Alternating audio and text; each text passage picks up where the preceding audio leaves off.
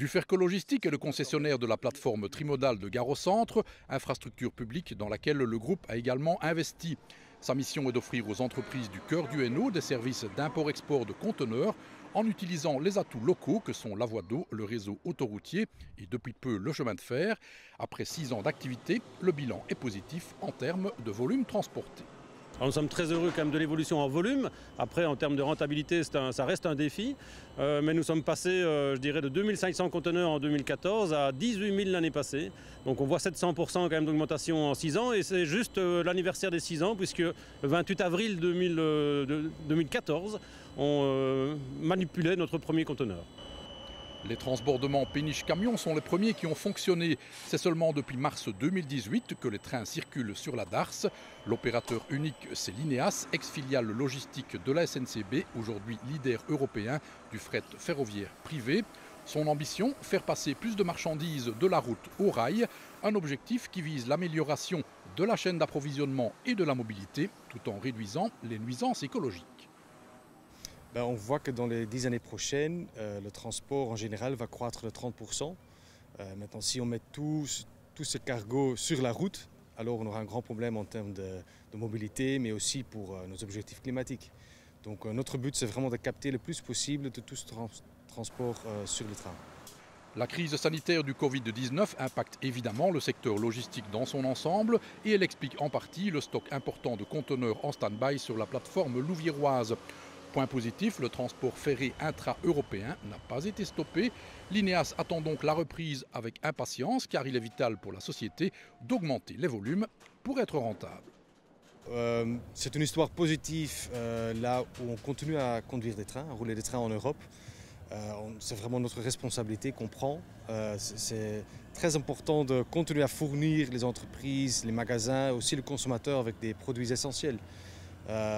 Donc c'est ce qu'on continue à faire. Maintenant, on voit évidemment qu'il y a certains de nos clients qui ont dû arrêter leur production. On parle d'une diminution de 20 à 30% de demande. Et donc ça nous impacte évidemment aussi. 20% moins de volume sur un train, ça se sent au niveau financier. Aujourd'hui, en termes de coût, la vraie difficulté, c'est la concurrence féroce du camion. Il n'y a rien à faire, il faut évidemment, pour être compétitif avec le camion, offrir des prix très faibles qui ne nous permettent pas vraiment de marge. Et donc la seule possibilité d'arriver à ce qu'on appelle le break-even, à l'équilibre économique, c'est d'encore croître en volume. Mais nous sommes assez heureux de voir que dans la région, il y a une vraie demande pour le transport multimodal. L'Ineas emploie 2100 collaborateurs et met sur les voies 250 locomotives. Cette locomotive blanche, la Loco des Héros, a été spécialement décorée pour rendre hommage au personnel soignant et aussi à ceux qui occupent durant la crise des emplois dits essentiels. C'est le cas par exemple de Donatien. Depuis 10 ans, il est conducteur d'un de ces immenses trains de 500 ou 600 mètres de long. Ici, on a à peu près un wagon de 500 mètres. 500 mètres, donc ça représente une cinquantaine de camions quand même qu'on enlève de l'autoroute. C'est quand même intéressant d'un point de vue écologique et économique aussi d'ailleurs. On peut commencer à toutes les heures de la journée, que ce soit 1 heure matin, 2 heures, 3 heures ou bien pendant la nuit ou la journée. Alors en général, on prépare une locomotive, donc des vérifications de sécurité, suite à quoi on s'accroche sur un train comme ici. On fait un essai de frein pour vérifier que le frein était opérationnel et puis on démarre pour sa journée. Avec soit un aller et on dort à l'hôtel par exemple et on revient le lendemain, soit un aller-retour, ça dépend des services. L'acteur belge du fret ferroviaire et le gestionnaire de la plateforme sont revendicatifs vis-à-vis des pouvoirs politiques.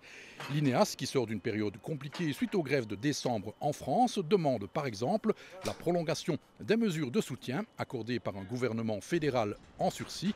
La société insiste aussi sur les frais d'utilisation des infrastructures. Mais on demande aussi au gouvernement de prendre les mêmes mesures que nos pays voisins ont fait, c'est-à-dire de réduire les coûts d'utilisation de l'infrastructure ferroviaire. Mais évidemment, les pouvoirs wallons ont un rôle à jouer, notamment sur tout de même la difficulté encore à passer les ouvrages d'art sur les voies d'eau, avec des heures de fermeture qui sont contraignantes, avec parfois des pannes. Bon, tout ça est assez contraignant et d'ailleurs est un des avantages du train, c'est qu'on a beaucoup moins de contraintes sur le flux ferroviaire.